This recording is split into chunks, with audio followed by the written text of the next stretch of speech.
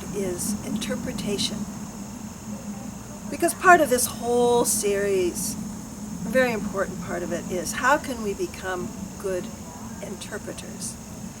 So the word interpretation has many meanings in different languages, and actually in French, interprète, someone interprets a role or interprets a piece. They actually use it for, she interpreted the Mozart concerto. And in Italian, I remember in my old announcing days at the Spoleto Festival, people would say to me, Paula, che vuol dire? So something, che vuol dire? Che vuol dire means, what does that mean? What does that word mean? But actually, if you think of what the words are saying, it's what does that word want to say? What does it wish to say? And so going from one language to another means that we have to understand what a word is trying to say. And that's where you see a great interpreter working with, for instance, a statesman or a woman who's making a speech, that there's often an interpreter right there who is simultaneously putting into other languages what the speaker has just said. Those ideas about interpretation are about words, interpreting words. And we as musicians interpret music, notes written on a page, as a script of a play would be written on a page or a poem. We have notes, and composers, the art of musical notation is a very inexact science. People have tried to make it better and better, but still there are only a certain number of ways a composer can write down what he or she wants for us to play. Some composers are very explicit, like Debussy, play what I wrote, not what you think I wrote. Others leave much more leeway, and earlier music, of course, contained many less specific instructions for the performers. So it's up to us to become knowledgeable enough about each composer and what he or she was trying to write down, that we can become good interpreters of their work. Somebody like Aaron Copland wrote freely, at the beginning of his duo, freely recitativo style.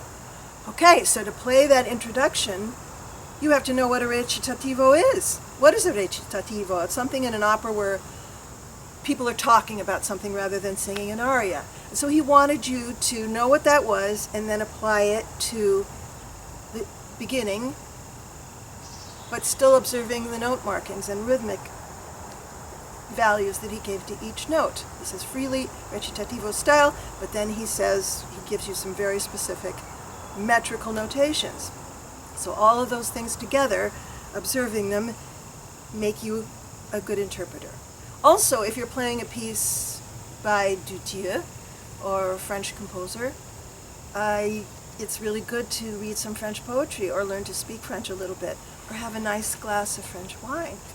You lift that glass up, you taste the wine, you taste it. Voila!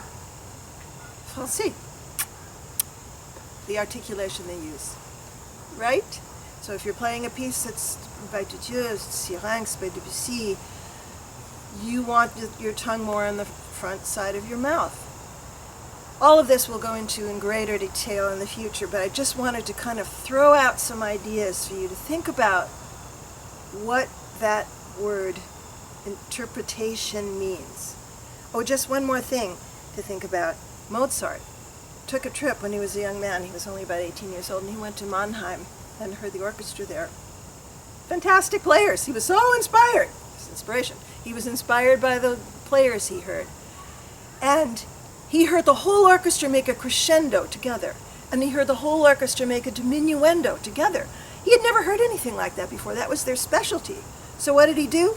He starts writing crescendo, diminuendo, and all his works after that, including the D major Quartet for Flute and Strings, the end of the first part, diminuendo, over about